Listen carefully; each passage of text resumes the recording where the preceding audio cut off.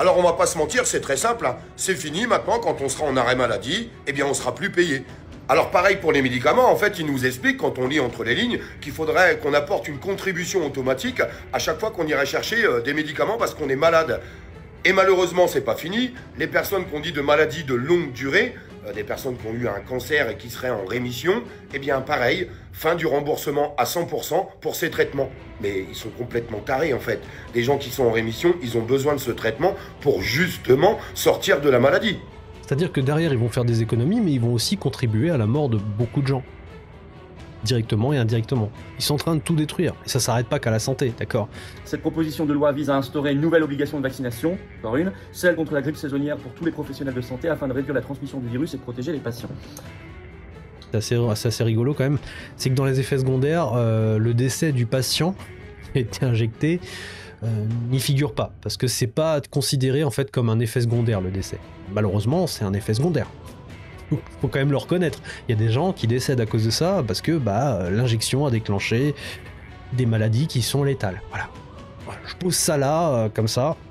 Plus on s'approche de cette intelligence artificielle qui commence à être autonome, intelligente, plus on s'approche de la robotique autonome aussi, intelligente, plus l'humain commence à devenir un peu contraignant, donc pourquoi pas l'effacer. Bon, je suis tombé sur une vidéo assez intéressante d'Olive Olive qui nous parle des annonces terrifiantes de la ministre de la Santé, qui nous annonce tout simplement la fin de certains remboursements ou la diminution de certains remboursements, et donc l'effondrement du système de santé publique tel qu'on le connaît aujourd'hui.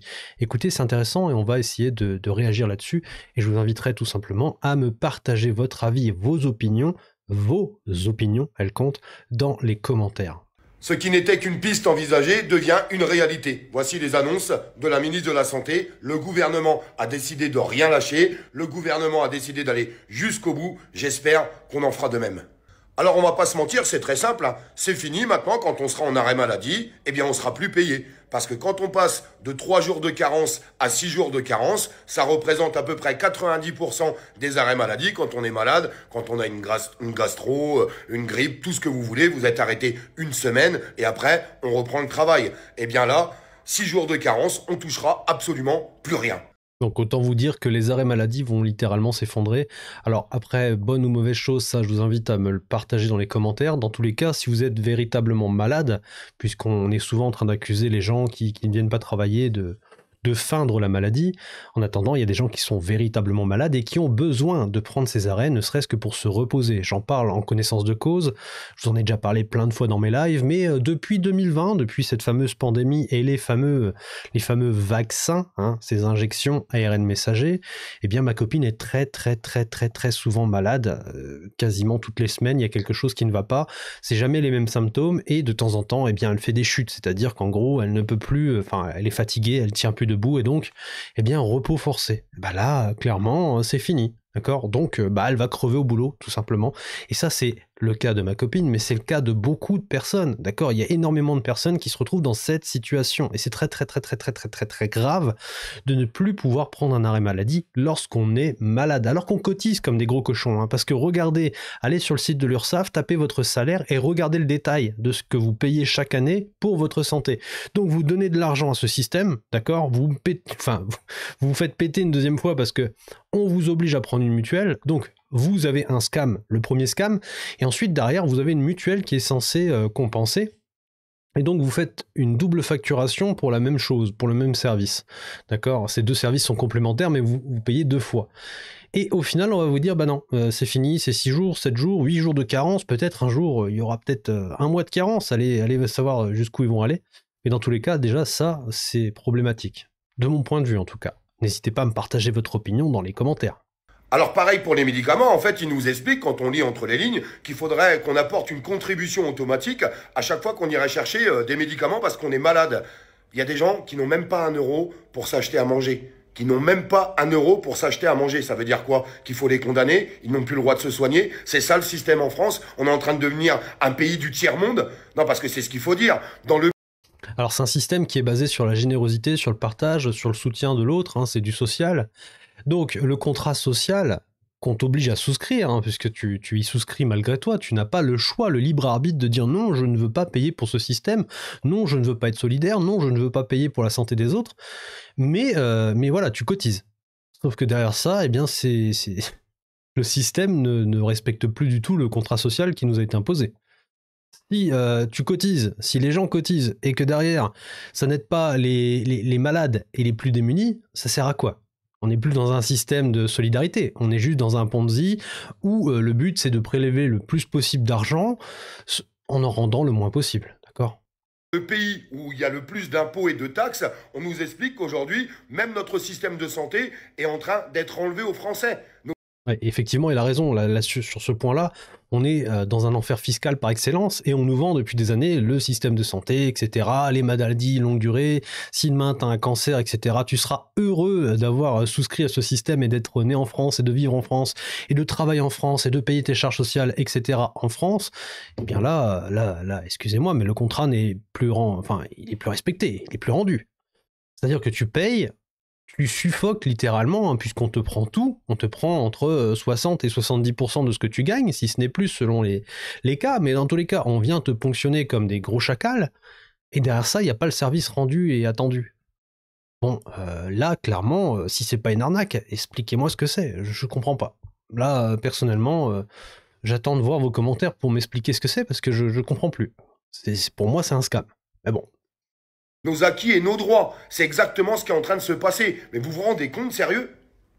Et malheureusement, c'est pas fini. Les personnes qu'on dit de maladies de longue durée, des personnes qui ont eu un cancer et qui seraient en rémission, eh bien pareil, fin du remboursement à 100% pour ces traitements. Mais ils sont complètement tarés en fait. Les gens qui sont en rémission, ils ont besoin de ce traitement pour justement sortir de la maladie.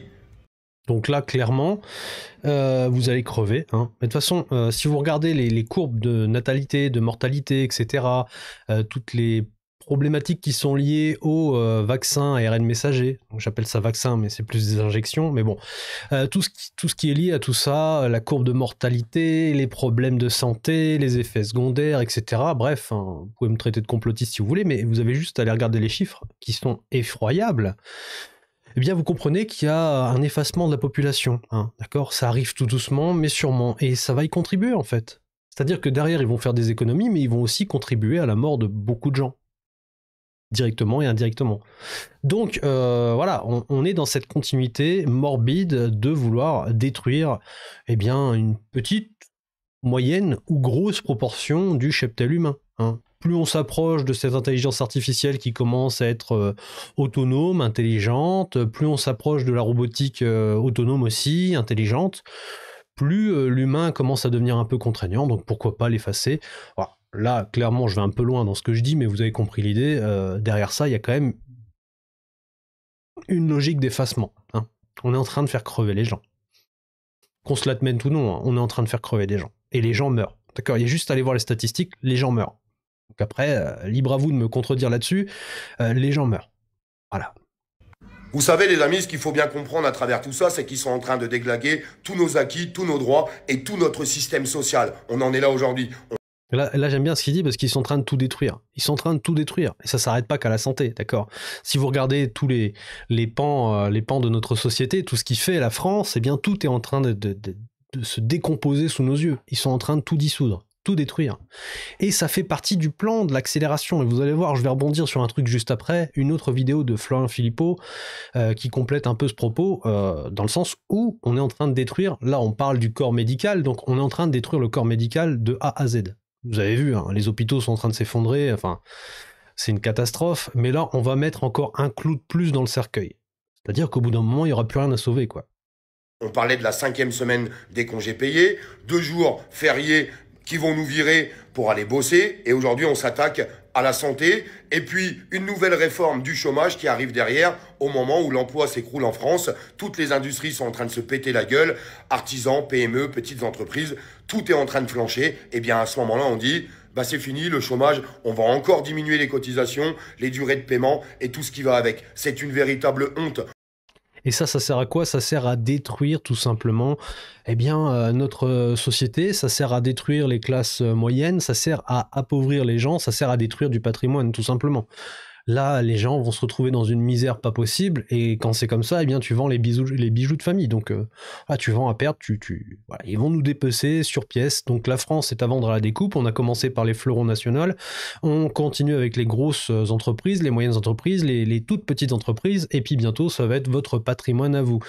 Sachez qu'il lorgne vraiment, vraiment, depuis très longtemps, hein. Je vous avais déjà parlé dans un autre live, un livre de 2006 de Jacques Attali. Il en parlait déjà, de l'épargne des Français et des Européens. Ça leur fait envie, d'accord? C'est pas nouveau, ça fait très longtemps qu'ils y pensent, et ils sont en train d'y arriver. Alors là, je parle d'épargne, mais ils sont en train de taper dans absolument tout. C'est-à-dire que votre patrimoine va y passer. Que vous ayez 100 000 euros ou pas sur votre compte, ça ne change rien. C'est-à-dire que quand ils vont attaquer votre patrimoine et votre épargne, vous le verrez peut-être pas parce que vous ferez pas partie de ce haircut, mais par contre votre niveau de vie va tellement sombrer dans les abysses que votre patrimoine va suivre. Donc en fait, que vous soyez pauvre, riche ou très riche, vous allez tous y passer, sauf ceux qui auront déjà pris des garanties, qui se seront protégés, qui seront partis du pays. Bref, ceux qui ont les moyens peuvent se protéger. Par contre, les autres qui ne sont pas prêts, qui n'ont pas les moyens ou qui n'ont même pas conscience de ce qui se passe, bah ils vont morfler, voilà, clairement. On est en train de tout nous enlever. En fait, c'est très simple. Tout ce qu'ont gagné nos anciens avec leur force, avec leur courage, eh bien, ce gouvernement, qui est très déterminé, a décidé de tout virer.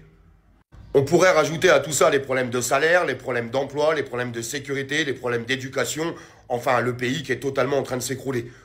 Que je disais tout à l'heure, en fait, on parle de santé, mais en fait, c'est global, hein. C'est vraiment la situation qui est en train de s'enfoncer. Je pense que ceux qui tomberont sur cette vidéo, il n'y en aura pas beaucoup, évidemment, la censure, mais d'ailleurs, la pilule rouge censurée, d'accord, n'hésitez pas à partager, liker et vous abonner, ça aidera la chaîne à décoller. Mais au-delà de ça, voilà, au-delà de la médecine, c'est toute la France qui est en train de s'écrouler. Et les gens qui sont éveillés, qui circulent sur ce genre de chaîne, qui regardent les vidéos d'Olive Olive, de Flan Philippot, et puis de tous les autres qui dénoncent tout ça, hein, vraiment, on commence à être beaucoup.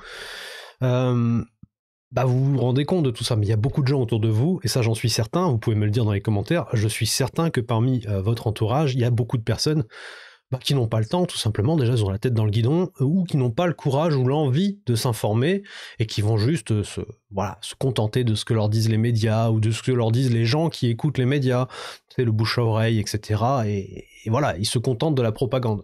En attendant, le pays s'écroule. C'est une réalité, il y a des gens qui vont se prendre le mur de la réalité en pleine face, et il faudra pas leur en vouloir s'ils comprennent pas. Parce que ils ont été lobotomisés, malheureusement, c'est ça, le système les a lobotomisés. Faut essayer de les réveiller en douceur, mais il faut essayer de les réveiller avant qu'il soit trop tard, malheureusement. N'hésitez pas à partager cette vidéo, et la vidéo de Olive Olive, et la vidéo de Florent Philippot, et la vidéo de tous les autres qui partagent ce genre d'informations. Je vais pas tous les énumérer parce que voilà, la liste est très longue, mais n'hésitez pas à partager parce que faut réveiller des gens. Ça va être trop tard bientôt. C'est peut-être déjà trop tard. C'est ça le truc. C'est que c'est peut-être déjà trop tard. Ils ont peut-être déjà suffisamment détruit la France pour atteindre un point de non-retour. Bien que j'ai un peu d'espoir, dans le sens où je vois quand même de plus en plus de gens qui se réveillent. Et peut-être que mis bout à bout, on finira par renverser ce pouvoir. Voilà, il faut y croire. Alors, je commence à me dire que j'ai envie d'y croire. Moi. Donnez-moi une seule bonne raison. S'il vous plaît, dans les commentaires, donnez-moi une seule bonne raison pour ne pas participer le 10 septembre, la France qui a décidé de se lever contre ce gouvernement pour les virer, pour leur dire stop, parce qu'ils sont en train de tout nous enlever. Alors là, pareil, le 10 septembre, c'est un mouvement de grève générale, il me semble. Tout le monde arrête tout et en fait, tout le monde reste chez soi. Alors, je ne sais pas si ça se cantonne au 10 septembre ou si ça va plus loin dans le temps, c'est-à-dire pas de date définie de fin. Mais il y a un truc qui me terrifie et qui me turlupine un petit peu dans le sens où on ne sait pas d'où vient ce mouvement. J'ai regardé une vidéo de Pragma Actu juste avant. Alors je sais pas si je peux y retourner vite fait avec mon historique, juste pour rebondir sur ce que je viens de dire. Mais ce qu'il explique dans sa vidéo, c'est que le mouvement n'a pas de tête. C'est un peu comme le Bitcoin avec Nakamoto Satoshi, je crois, c'est ça. Enfin, je m'en fous un petit peu de qui a créé le Bitcoin, mais en tout cas maintenant il n'y a plus personne derrière, on sait pas, enfin il y a personne, ça appartient à personne Bitcoin. Et là j'ai l'impression que la comparaison avec Bitcoin c'est n'importe quoi, mais j'ai l'impression que c'est pareil, le mouvement n'appartient à personne. Et du coup on sait pas qui est derrière, d'accord. Donc potentiellement, ça peut être des gens qui veulent tout simplement accélérer encore plus la chute de la France. Ça me fait penser à un confinement, tu vois, un confinement 2.0 qui n'aurait pas de fin. Alors je suis en train de vous chercher tout simplement mon historique, mais c'est juste pour rebondir sur ce que Pragma Actu dit. Alors juste, voilà, écoutez. Les amis, je vous propose quelque chose concernant le 10 septembre. On a quelqu'un qui a fait les gilets jaunes, qui vous prévient de ce qui risque de se passer, surtout à ceux qui voudraient se surmédiatiser par rapport à ça. Alors je rappelle que les médias sont actuellement en panique totale, les politiques sont en panique totale parce que personne veut leur répondre. C'est un mouvement anonyme et personne ne veut leur répondre. Voilà, c'est un mouvement anonyme, on ne sait pas à qui s'adresser. Alors peut-être que les médias et les politiques feignent la panique, peut-être que c'est un mouvement qui est lancé par les politiques, j'en sais rien, moi je suis pas en train de vous dire voilà, n'y allez pas, ne le faites pas, j'en sais rien, tu vois, c'est juste une question qui me turlupine. Est-ce qu'on serait pas encore un petit peu plus dans cette logique de destruction? Parce que moi en fait, vous le savez, si vous regardez mes lives, si vous regardez mes vidéos, j'arrête pas de dire qu'il y a une politique de destruction du pays. Voilà, ils sont en train de le détruire, ils sont en train de le piller, et c'est du pillage, hein. Ils sont en train de le vider de sa substance, et derrière ça, il y a un but. C'est soit juste prendre les richesses et démolir le pays, soit c'est pour l'absorber dans une Europe fédérale. Ça fait partie du plan des mondialistes, des globalistes européens. Alors, ce plan, il est peut-être en train de s'écrouler, ou peut-être pas, j'en sais rien. Je suis pas dans l'affirmatif, d'accord, j'en sais rien. J'ai l'honnêteté intellectuelle de dire j'en sais rien. Mais derrière ça, je me dis quand même, peut-être que on est en train de refaire un Covid 2.0, donc c'est-à-dire un confinement 2.0, où nous-mêmes, on s'auto-confine. C'est-à-dire qu'on arrête une nouvelle fois l'économie. Et vous avez vu ce qui s'est passé après Coco. Hein. Après Coco, on a arrêté l'économie, et l'économie, elle ne s'en est pas remise encore. Aujourd'hui, en France, on s'en est pas remis. Donc imaginez un petit peu ce mouvement qui perdurerait dans le temps, où les gens se mettraient eux-mêmes dans la faillite, dans la ruine, parce que là, il n'y aura pas de quantitative easing, d'hélicoptère money, de distribution de billets ou de chômage partiel où tu restes à la maison et t'es payé. Non, ça n'existera pas, donc potentiellement, c'est encore une fois du patrimoine particulier qui va être détruit. Voilà, c'est une question que je me pose. Hein. Après, vous en faites ce que vous voulez, n'hésitez pas à me le dire dans les commentaires, mais voilà, ça me turlupine. Donc c'est une question que je tiens à soulever avec vous, je la pose là, vous en faites ce que vous voulez, et vous pouvez y répondre comme vous le voulez. C'est à ça que ça sert les commentaires, à partager votre avis et votre point de vue et vos opinions. C'est assez osé de mettre Olive et Pragma Actu dans la même vidéo, je m'en rends compte tout de suite maintenant parce que je sais qu'ils sont en clash. Mais bon, moi je vous l'ai dit, je regarde tout le monde. C'est-à-dire que je m'en fiche de la source d'information du moment que ça balance de l'information et que ça nourrit la population et que ça peut les éveiller. Eh bien, même si je dois mettre Olive et Pragma Actu dans la même vidéo et même Florent Philippot, eh ben, il n'y a pas de problème, je le fais. Alors ils disent oui, il y a une dizaine de personnes qui sont derrière, ils communiquent par télégramme, etc., etc. Ils ne veulent pas d'invitation sur les plateaux télé, ils ne veulent pas répondre au téléphone, ils ne répondront que par texte. Oui, vous savez pourquoi on répond que par texte? L'écrit, ça laisse des traces. Et vous allez voir que ce que dit Maxime Nicole rejoint quelque chose que je pense réellement, c'est que vous allez, si vous voulez vous médiatiser par rapport à ça, rentrer dans une machine à broyer. C'est-à-dire que la personne qui va faire figure de représentation de ce mouvement va être broyée par le système. Ils vont aller fouiller dans votre vie pour trouver la moindre petite truc pour vous discréditer, et donc de discréditer l'ensemble du mouvement. Voilà, je l'ai laissé ce petit passage parce que je le trouve très intéressant, et je pense pareil, hein. Je pense que si tu commences à te surmédiatiser et que tu commences à porter le mouvement, ils vont venir te taper dessus, si en tout cas c'est vraiment un mouvement citoyen. Par contre, si c'est un mouvement qui est organisé par des forces obscures du pouvoir, là c'est tout autre chose. Bon, j'en sais rien, donc je vais pas partir sur ce genre de théorie, mais en tout cas je pose ça là, vous en faites ce que vous voulez. Maintenant, je vais retourner sur Florent Philippot qui est ici, et je vais vous montrer un passage. Alors je l'ai tagué à 4,42. Écoutez bien parce que ça rejoint en fait, une fois de plus, cette politique de destruction de l'hôpital, du service santé. Vous savez ce qui s'est passé pendant le Coco, on a eu du personnel soignant qui avait interdiction de travailler s'il n'était pas vacciné. Et je crois que c'est encore le cas aujourd'hui, j'en sais rien, j'ai pas l'info. Enfin du moins j'ai pas été creusé dans ce sens-là. Mais dans tous les cas, il y a du personnel soignant qui n'a pas pu travailler parce que il refusait l'injection. Écoutez, ce qui est en train de se passer. Voici ce que dit cette proposition de loi, je cite. Aujourd'hui, le vaccin contre la grippe chez les professionnels de santé est recommandé. Comme l'a indiqué récemment Nicolas Revel, directeur général de l'Assistance publique hôpitaux de Paris, APHP, 19% des professionnels de santé de la PHP seulement sont vaccinés contre la grippe. Donc 81% ne le sont pas, il faut peut-être se demander pourquoi. Bon, mais la loi, regardez, je cite, « Il est donc temps de s'interroger sur la vaccination obligatoire des professionnels de santé. En étant vacciné, cela réduirait significativement le risque de transmission du virus de la grippe à ses potentiels patients vulnérables. » Ça sort d'où ça? Je cite toujours, « C'est pourquoi cette proposition de loi vise à instaurer une nouvelle obligation de vaccination, encore une, celle contre la grippe saisonnière pour tous les professionnels de santé afin de réduire la transmission du virus et de protéger les patients. » Notamment, je vous ai dit, signé par la députée macroniste Agnès Firmin-Le Bodo, dont je rappelle quand même qu'elle... Voilà, donc ça c'est pour l'info, donc vaccination potentiellement obligatoire si cette loi passe pour les personnels soignants, hospitaliers, etc.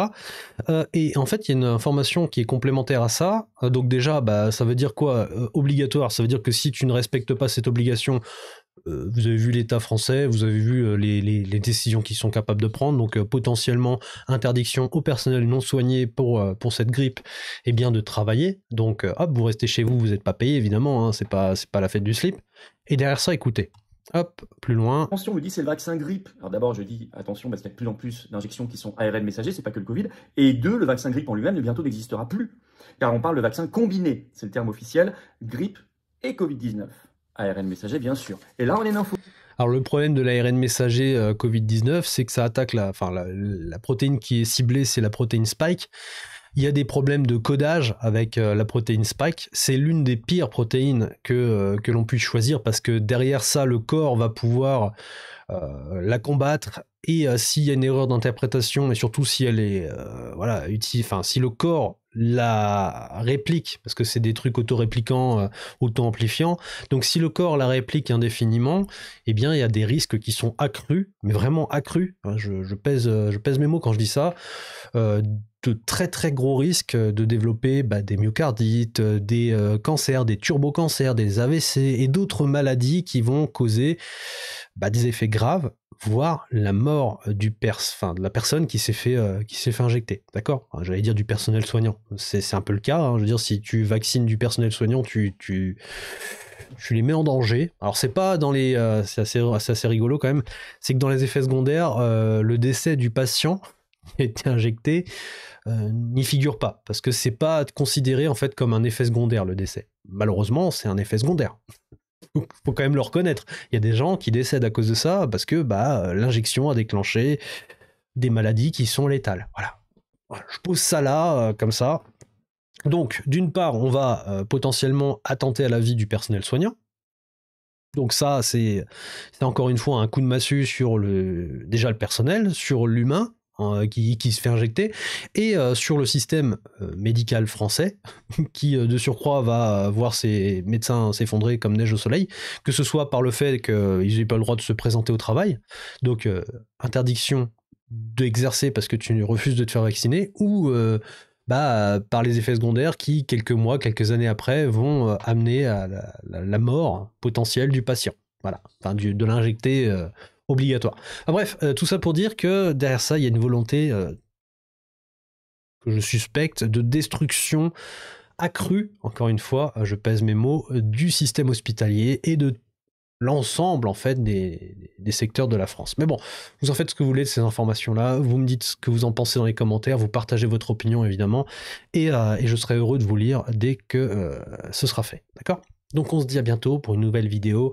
Voilà, je reste à l'affût. En ce moment, je suis beaucoup sur la santé, sur l'intelligence artificielle, sur l'économie, etc. Parce que je trouve que c'est des trucs ça avance trop vite. Il se passe trop de choses, donc j'ai du mal à suivre. Mais bon, restez informés et puis soignez-vous et puis évitez de mettre votre vie en danger, votre patrimoine en danger, votre famille en danger. Bref, protégez-vous comme vous le pouvez et essayez de sortir de ce système avant qu'il vous broie. Voilà, ça c'est le peu de conseils que je peux vous donner. Allez, à bientôt.